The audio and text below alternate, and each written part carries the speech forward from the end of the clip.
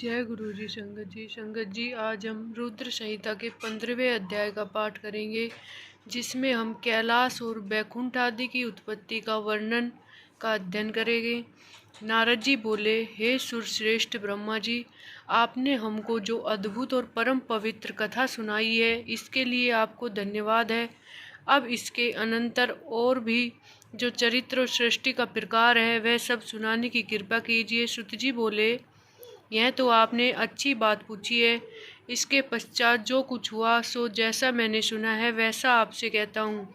ब्रह्मा जी बोले, जब सनातन शिव जी अंतर्ध्यान हो गए, तब मैं और विष्णु जी अत्यंत दुख को प्राप्त हुए। फिर मैंने हंस का और विष्णु जी ने वाराह का रूप धारण कर सृष्टि के लिए लोकों को रचने का विचार किया। इस पर नारद जी ने पूछा कि आप दोनों ने अन्य रूपों को छोड़कर हंस और वाराह का रूप क्यों धारण किया, इसका क्या कारण है। सुत जी कहते हैं कि जब शिव जी के चरण कमलों का स्मरण कर ब्रह्मा जी बोले, हंस की ऊपर जाने की गति निश्चल होती है और तत्व अतत्व के विभाग में उसे चिर निर जैसा ज्ञान करने की बुद्धि होती है। हंस ज्ञान और अज्ञान के तत्व का निर्णय करने में समर्थ है।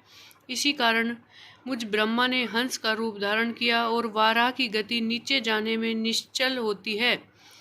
इसी कारण विष्णु जी ने वनचारी वाराह का रूप धारण किया।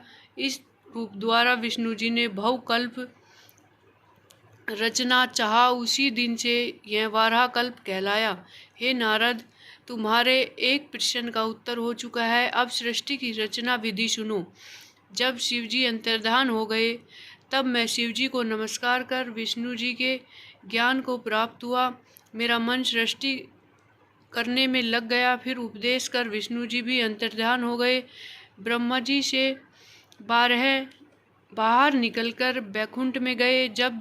तब जो मैंने सृष्टि की कामना से शिव और विष्णु का स्मरण कर पहले जल का निर्माण किया था, उस जल में एक अंजलि जल डालकर 24 तत्वों वाला एक अंड प्रकट किया, जो फिर विराट हो गया। उसके विराट होने से मुझे बड़ा संशय हुआ और उसके लिए मैंने 12 वर्ष तक एक कठिन तप किया। इस तप में मैंने केवल विष्णु जी का ध्यान किया। तब श्री विष्णु जी प्रकट होकर मेरे अंगों को स्पर्श करते हुए बोले कि हे ब्राह्मण, मैं तुम पर प्रसन्न हूँ। शिव जी के प्रसाद से मेरे लिए कुछ भी अदेय नहीं है। जो चाहो मुझसे वर मांगो। मैंने कहा, शिव जी ने मुझे आपके ही आश्रित किया है और उन्होंने जो कहा है वही मांगता हूँ। यह जो 24 तत्वों वाला अंड विराट हो गया है और इसमें चेतना नहीं दिखाई देती, इसको आप चैतन्य कर दीजिए। तब शिव जी का ध्यान कर विष्णु जी अनंत रूप से उस अंड में प्रवेश कर गए। फिर तो उस अंड से सहस्त्रों सिर, सहस्त्रों नेत्र, सहस्त्रों चरण सहित अवयव निकलकर पृथ्वी को चारों ओर से घेर लिया। विष्णु जी सातों लोकों के अधिपति हो गए। शिव जी ने उन्हें अपने कैलाश के ऊपर स्थान दिया। कैलाश वह स्थान है जिसका कभी भी नाश नहीं होता। सूत्रा, मैं सृष्टि रचने लगा, तब पहले पाप की सृष्टि उत्पन्न हुई, जिसमें अविवधा और तप की प्रधानता थी। उसमें मैंने स्थावरों की रचना की। फिर मैं मुख्य सृष्टि की रचना के लिए शिव जी का ध्यान करने लगा। तब तिरछे चलने वाले जीव प्रकट हुए। इससे भी मुझे संतोष न हुआ। तब मैंने सात्विकता देवताओं की सृष्टि की, परंतु इससे भी कार्य साधन नहीं हुआ। अतः मैंने शिव जी की आज्ञा से रजोगुण वाले मनुष्यों की सृष्टि की। इस प्रकार जब मेरे 5 प्रकार की सृष्टि हो गई, तब मैंने सर्गों की रचना कर विचार किया। तब महत्त सर्ग, सूक्ष्म भौतिक सर्ग और तीसरा वैकारिक सर्ग उत्पन्न हुआ। फिर वैकारिक सर्ग से प्राकृतिक सृष्टि 8 प्रकार की हुई, और जब इसी प्रकृति में विकृति हुई, तब नवा कुमार सर्ग हुआ, जिसका वर्णन करना कठिन है। फिर उपयोगी द्विजात्मक सर्ग हुआ, जिसमें सनकादिकों का महान कौमार सर्ग हुआ।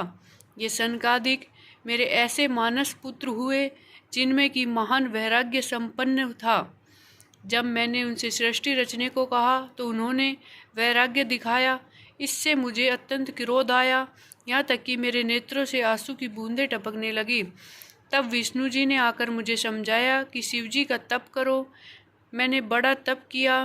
तब मेरे वोह नासिका के मध्य से त्रिमूर्ति अर्धनारीश्वर महेश्वर अपने पूर्ण अंश से सबके ईश्वर अजन्मा तेज की राशि साक्षात उमा के पति सर्वज्ञ सबके कर्ता नील लोहित नाम वाले शिवजी प्रकट हुए। उन्हें देखकर मैं प्रसन्न हुआ और कहा कि अब आप ही अनेक प्रकार की सृष्टि कीजिए।